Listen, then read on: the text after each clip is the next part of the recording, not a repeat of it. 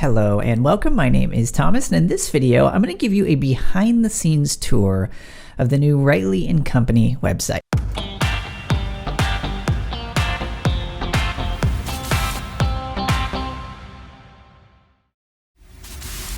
Okay, something I like to do on this channel from time to time is take a little bit of time and show you a little bit of a behind the scenes look of something that I've personally been working on. One of the reasons why I think this is so helpful is because I can give you tutorials or even practical tips on how to create a better website or a better brand on the web. But sometimes what's really helpful from a practical perspective is just being able to see something in practice, being able to see something that's actually been created and used, and some things that you can take away from that.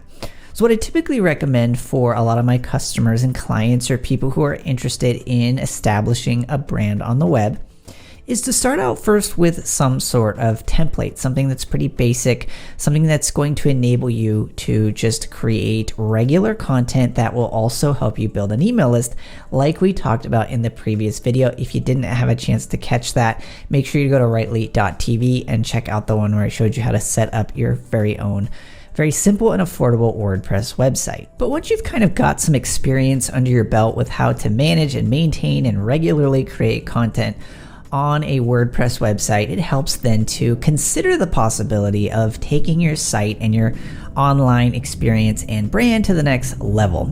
That's when a lot of people will come and I'll work one-on-one with individual clients on actually custom building and tailoring from the ground up a WordPress website experience. So some of these websites I've created for my clients and customers I've showed you in the past, but like I said earlier, what I want to do today is actually show you the redesign of Rightly & Company, not only to give you a little bit of the design thinking that went behind it, but also because it's going to be a very useful and free resource for you as well. Okay, so first a little bit of history. In terms of the Rightly & Company website, or my personal website, I guess you could say, it's gone through a lot of transformations. I think this is actually the 5th or 6th, maybe even the 7th time that I have redesigned my own website. And there's a number of different reasons for that. Some people have asked me in the past, why do you redesign your website twice a year or however often it ends up being? And I said, because I like to treat my website as kind of a sandbox, a place to experiment, a place to consider and reconsider and design and redesign ways to make it more useful for you. Not only that, but a place that potential clients and customers can find me really easily as well. One of the best tips I've heard out there recently in regards to search engine optimization, which is what so many people push when it comes to a website.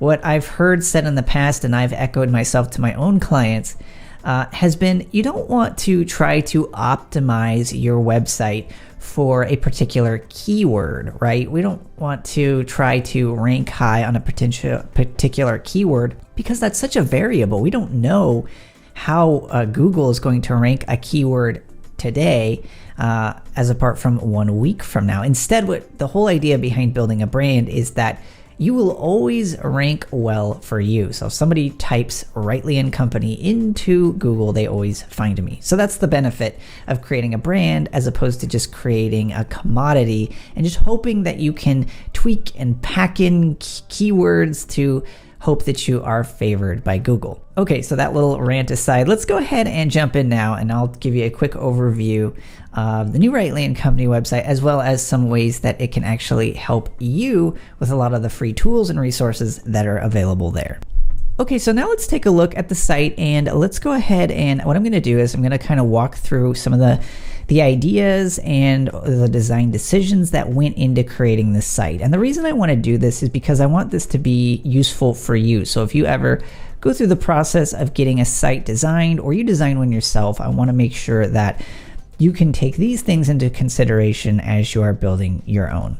Okay, so one of the things you'll see here first, let me go ahead and take a look at this website when I am not logged in. So I'm opening up a new incognito window to do that.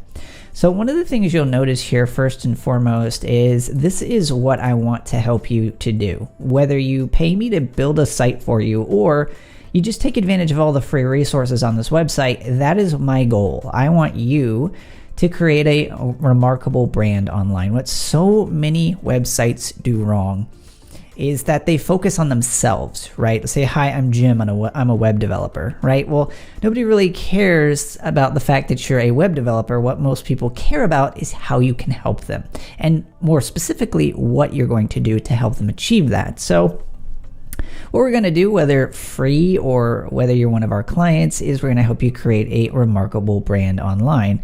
And then a simple spot where somebody can start typing in their email address, hit enter, and then it's going to pop up a spot where they can create a free account. Now here's kind of the cool thing about the redesign of the Rightly Company website.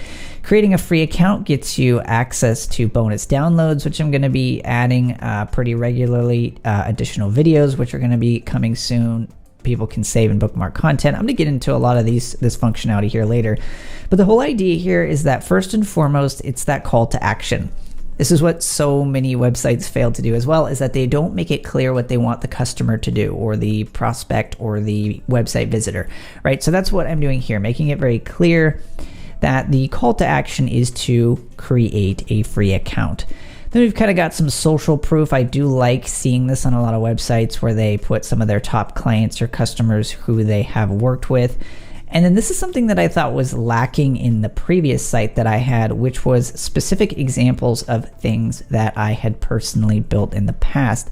Because the majority of the things that I've created customers that I get are through word of mouth. And so I thought it would be really important to be able to showcase a lot of these examples alongside everything else. So then you can click to load more. Just clean, very readable. And then towards the bottom is a spot where somebody can apply for a project. That's kind of the front page, but what I wanted to do with this website was make it almost kind of like a learning library for people who are visiting it. Again, my goal isn't just to try to funnel you into becoming my customer. Not everybody is like a good fit for being a client of Rightly & Company, but I want to be able to help everyone for free, at least on some level. So that's why we got these 3 tabs up here, right? So once somebody signs up for free, they create a free account, they'll be able to go through and get some of the extra features, but everybody will be able to click on latest.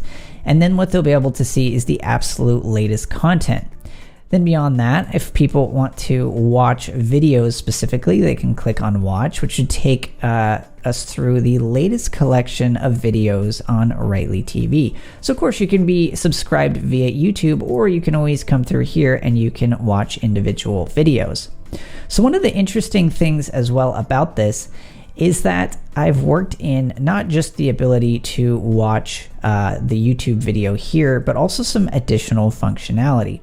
What I wanted to do is to make this, like I said, a little bit more of a learning library. So what people can now do is they can go in here, and if they're logged in with an account, they can mark specific content as complete. You can also upvote it if it's something that you're finding really useful and you want to get my attention and say, yes, I want more things like this. You can also bookmark items so that you're able to go through and kind of flag those things that you want to take a look at later on. So let's go ahead and jump into the same thing. Let's see what it looks like once you're logged in. You'll see that once you have created an account, no longer do you need a little, opt-in to create an account. You've already done that. So instead, when you visit the Rightly & Company website and you're logged in, you can just click this big button to watch the absolute latest that has been created. The other kind of cool thing, and let me go ahead and open Presentation Assistant, there we go, is that you can click this big red button to visit your account.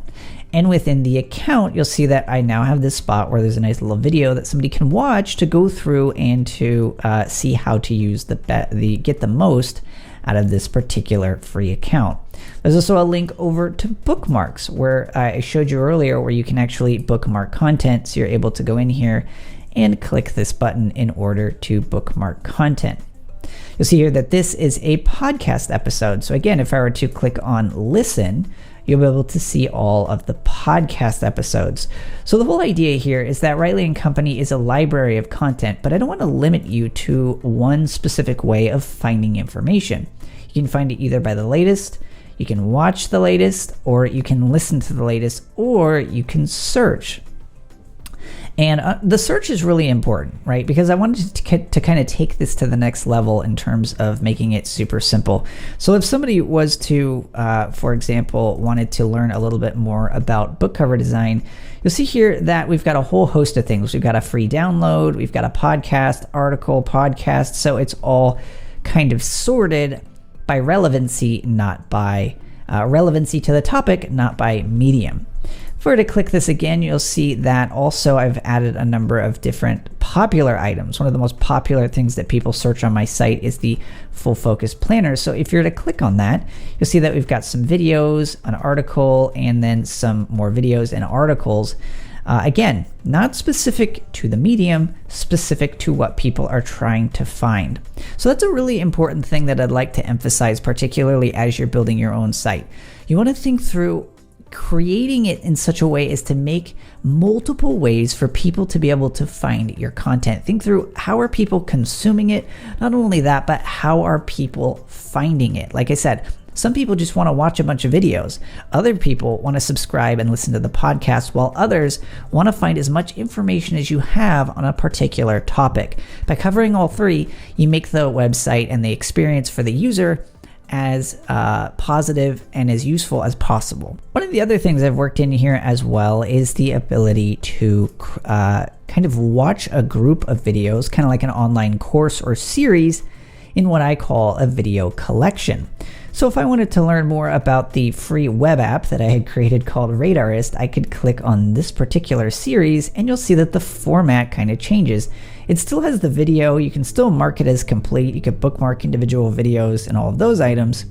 However, you can see this nice little navigation off to the right so that people can really easily navigate from item to item. You see, we're going beyond just the standard blog that we see with a lot of other sites out there, and getting something that truly does make it easier from the user perspective. So as I was going through this, what I could do is I could say, okay, I watched this video, I'm going to mark this one as complete, and then I can go through to the next item. You see here that now has been marked as complete, so then I could go on to the next one, mark that one as complete, and there you go. You see, it kind of makes that process really simple. Then one of the last items I've worked in, like I said, is download. So again, each of these are going to be specific types of mediums, but they're going to be kind of treated differently. So right now I only got one download in there, but what I've set it up as is that while an account is free, it is specific only to people who have an account. So if I were to create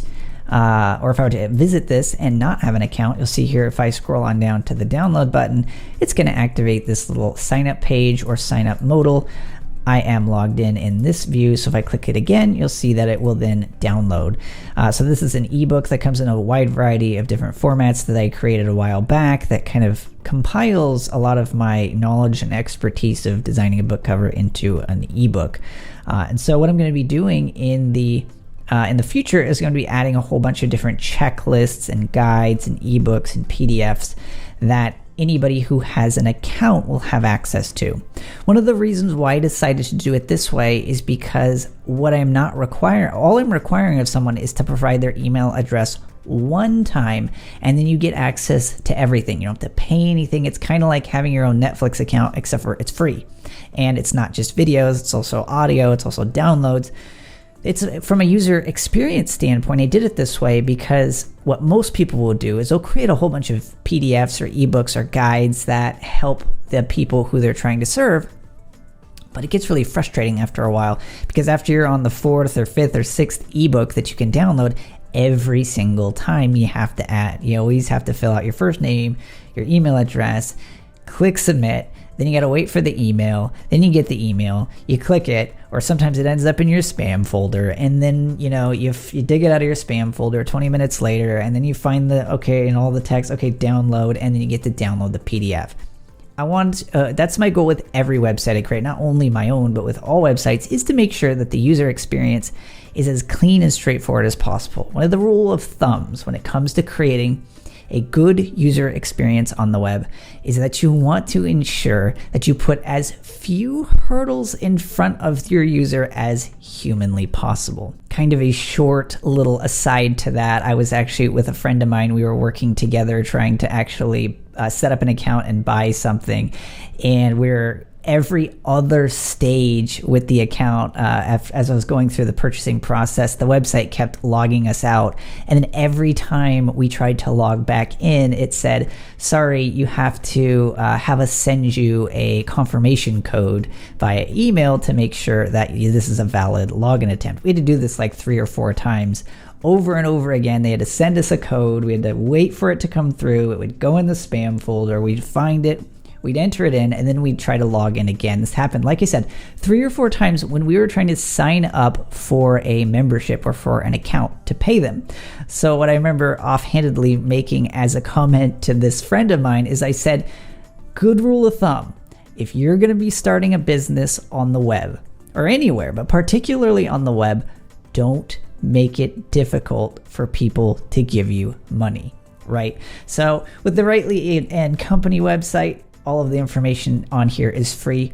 Nevertheless, it's still super important to ensure that the user experience is something that makes it easier and, who knows, even fun to use. Okay, so one of the last things I wanted to touch on is the importance of making every medium or every single layout specific to that type of medium. So for example, on the what would be known as the archive page for Rightly TV, I've got a big button where you can subscribe to the YouTube channel. And if we go and we look at an individual video, you'll see that the first thing showing up is the video, not a bunch of text, not the headline, it's the video, because that's why people are there. Then you'll see here that I've got a list of resources off to the side, and then along with a little description, kind of making it a little bit almost more like something like Masterclass, or again, like Netflix. Then you'll notice I don't have the standard WordPress comments. Instead, what I would rather have people do is click on this and then comment on YouTube or kind of like the video if they liked it. So again, kind of a hybrid between kind of helping the YouTube channel continue to get traction in terms of people going and visiting the YouTube channel while still kind of encompassing it within the Rightly and Company website. So again, if we go over to the Rightly Show, the podcast, you'll see again, in this case, I want the headline to be first, along with where it's kind of categorized when it was published, and then in a nice big, bold, clear, readable, or visible player, you see the player, it shows up right there, then with those kind of action controls after that. Again, then we've got like a nice little description and then the resources off to the side. So again, things that are specific to the podcast, being able to download the episode, ask a question, all of those. And then this one does, in fact, have an area for comments. Now, the other place that we have here, I don't right now have a spot for read because I'm not really publishing a lot of articles right now. But if we were to go and find an article, let's say we found note-taking and the full focus planner. Here's one of the things you'll notice. The rest of the site is mainly a dark background with lighter text. But then you'll see once you get into an article, it reverses, right? I've got dark text on top of a lighter background.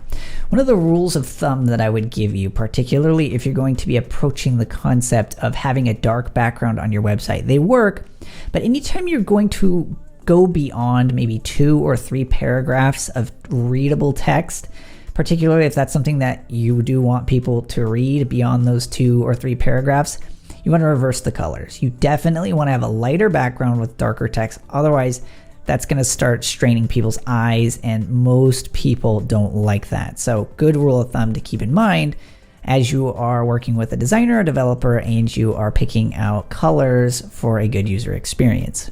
Then you'll see here as we scroll down through the bottom, again, it kind of reverts back to being white or light text on a dark background. Again, since we're not, unless somebody's going to be reading a ton of comments, not really a big deal. You're just going to be reading most likely a couple of paragraphs at most in terms of comments, and then again the spot where people can actually leave comments themselves. Okay, so that's it. I just wanted to give you a little bit of a tour and some of the thinking and ideas behind the redesign there, something I like to do just to help provide you as much insight and information as I can. Like I said, you can go over there right now and create a totally free account. I'm going to be adding more downloads, exclusive videos, and courses, all of which are going to be totally free. So again, head on over to rightly.co to set up your totally free account. And until next time, go out there and create a brand that is truly remarkable.